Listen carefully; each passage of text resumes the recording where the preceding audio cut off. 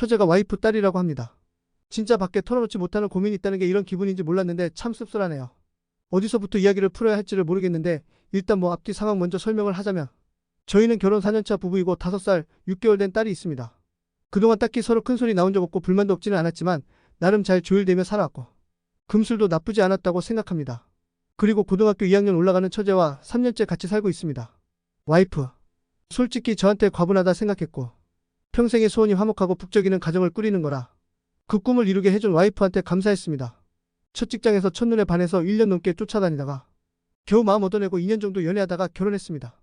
연애하는 동안에도 늦둥이 동생이 있다는 걸 알았고 와이프가 신경도 많이 쓰고 걱정하는 게 눈에 보일 정도였고 졸업식이나 기타 학부모나 보호자가 필요한 순간에 장인 장모님 대신 함께 간 적도 여러 번 있습니다.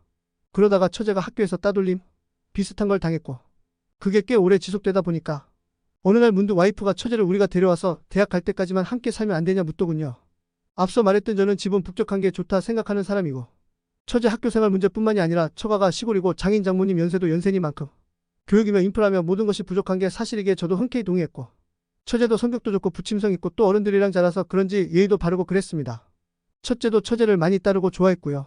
저희가 정말 바쁠 때 애도 봐주고 가사일도 거들어서 내심 미안한 마음도 가지고 더 잘해주고 물질적으로나마 보상해주려고 신경도 많이 썼어요.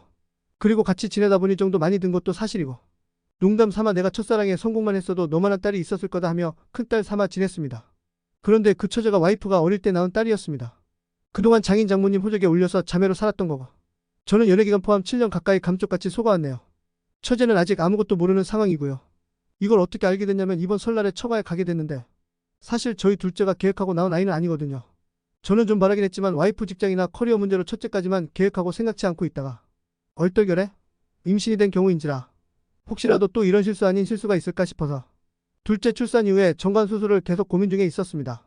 하지만 아무래도 남성성의 부작용이 있지 않을까 걱정되는 부분도 있고 남자로서의 자존심 같은 것 때문에 차일피일 미루고만 있는 상황이었어요.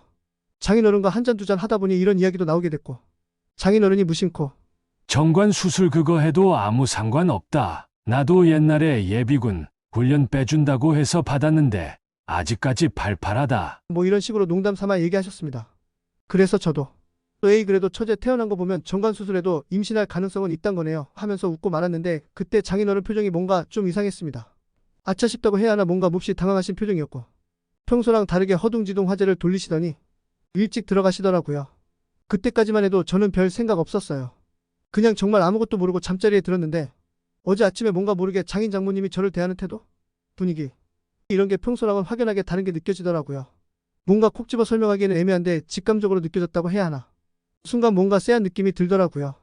그렇게 한번 눈이 뜨이니까 그동안 살아오면서 느꼈던 위화감이나 미심쩍었던 부분들이 하나둘씩 조각이 맞춰지면서 혹시? 하는 생각이 들었습니다. 그래서 좀 전에 집에 와서 넌지시 와이프를 떠봤어요. 제발 아니기를 바라면서 처제는 외탁한 것 같진 않은데 장인어른도 안 닮았다. 그러고 보니 혈액형도 혼자 O형이었지? 이런 식으로 슬슬 떠보면서 와이프 표정을 보니 뭔가 있긴 있구나 싶은 확신이 들더라고요. 그래서 진지하게 나한테 숨기는 거 없냐고. 처제 손잡고 같이 유전자 검사라도 해볼까 하다가 아무것도 모르는 처제가 무슨 죄인가 싶어서 당신한테 먼저 말하는 거다 하니까 처음에는 펄쩍 뛰더니 한참 있다가 얘기하더라고요.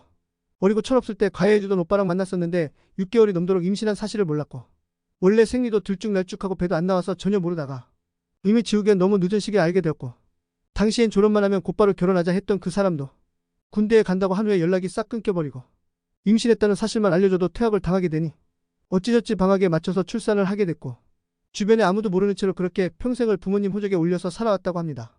구구절절 사연이 더 많기는 한데 다 적기는 그렇고 또 그런 얘기들 들어보니 참 딱하기도 하고 그동안 마음고생도 심했을 거다 싶은 마음도 드는데 한편으로는 그동안 이렇게 감쪽같이 속여온 것이 너무 충격적이고 괘씸하다는 생각만 듭니다.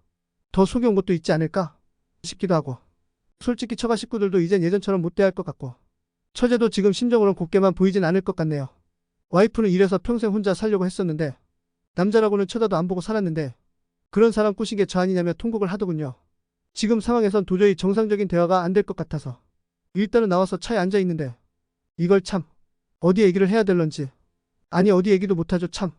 제 머릿속도 정리가 안 된 상황인데 앞으로 어떻게 해야 할지도 모르겠고 이혼을 하는 게 맞는 건지 이혼을 하면 애들은 또 어쩌고 재산이며 뭐며 한편으로는 와이프 입장도 안타깝기도 하고 정말 머리가 터져나갈 것 같네요.